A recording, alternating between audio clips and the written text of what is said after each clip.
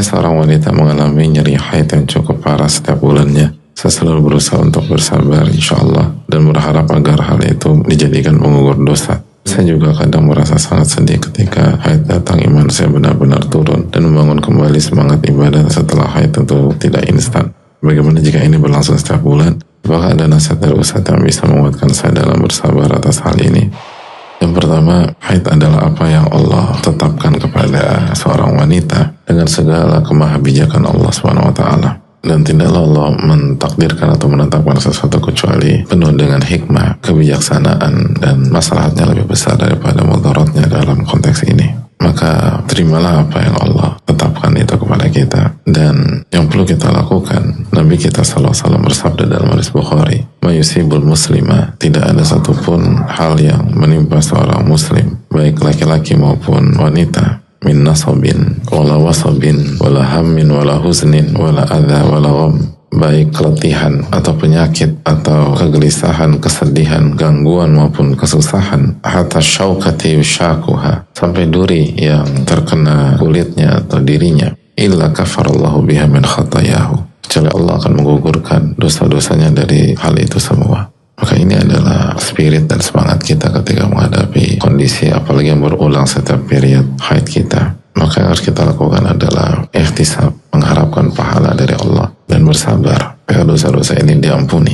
Walaupun dalam konteks ini seupaya apapun kita berusaha berempati, tapi tetap laki-laki gak pernah merasakan sakitnya haidnya wanita. Tapi yang saya tahu memang sakit sekali. Maka itu menunjukkan berarti ada banyak pahala yang akan didapat dan ada banyak kesalahan dan dosa yang akan digugurkan. Lalu yang berikutnya, coba cek ke dokter. Karena sebagian wanita meremehkan atau menganggap ini hanya sakit bulanan, padahal bisa jadi ini bukan hanya itu. Dan akhirnya sudah terlambat atau akhirnya semakin parah. Coba cek ke dokter. Dan itu tidak bertentangan dengan ketawakalan. Karena Nabi SAW bersabda, "Tadawu wa la tadawu bil haram." Berobatlah, tapi jangan berobat dengan cara yang haram. Adapun ketika haid iman turun, itu tafsir yang disampaikan Nabi SAW tentang kurang agama.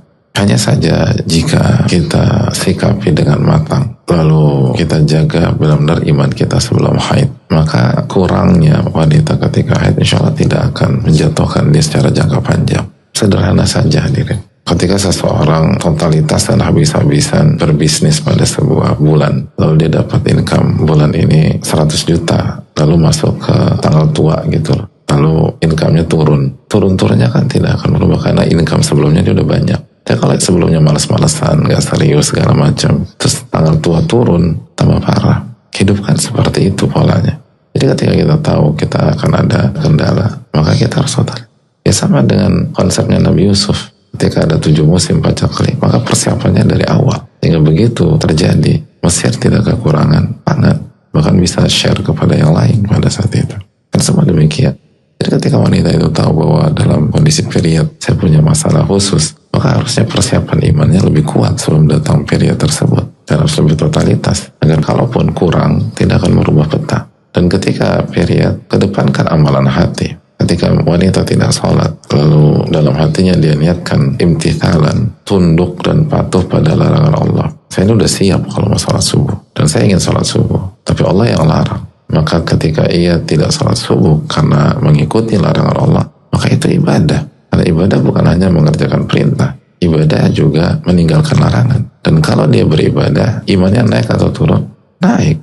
Yazid bi ta'atillah. Iman itu naik ketika taat kepada Allah dan amal soleh. Ketika seorang wanita haid misalnya, dan dia sudah berkeluarga atau dia dalam kondisi berumah tangga, lalu dia tidak berhubungan dengan suaminya karena Allah larang hal tersebut, maka pada malam itu atau pada kondisi itu, pada saat dia ingin tapi dia tidak lakukan karena itu larangan dari Allah, maka itu ibadah dan iman nambah. Maka ketika ada seorang wanita merasa imanku benar-benar hancur jeblok ketika haid, ada sesuatu yang salah. Karena walaupun kurang, ada banyak ibadah yang bisa dikerjakan. Sebagian pakar fikih seperti Syahsal Satri ketika menjelaskan masalah minum obat haid, walaupun diperbolehkan kalau tidak ada side effect yang mudaratnya lebih besar, tapi beliau sampaikan sebenarnya secara hakikat gak ada bedanya. Karena wanita yang sedang bersih, dia beribadah dengan sholat subuh. Wanita yang haid, dia beribadah dengan tidak sholat subuh. Karena kedua-duanya imtithalan, kedua-duanya taat kepada Allah SWT.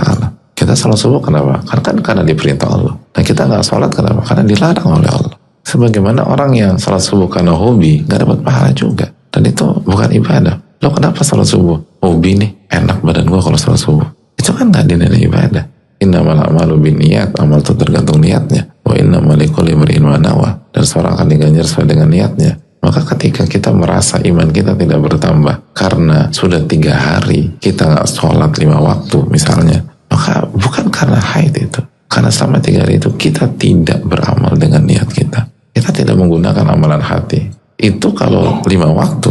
Kalau kita juga tidak sholat duha, nggak sholat qobliyah, nggak sholat ba'diyah, sholat sunnah mutlak, lalu kita nggak sholat qiyamul lail atau tahajud, nggak sholat witir dengan niat mematuhi larangan Allah, itu sama ibadah. Dan nggak mungkin iman nggak nambah.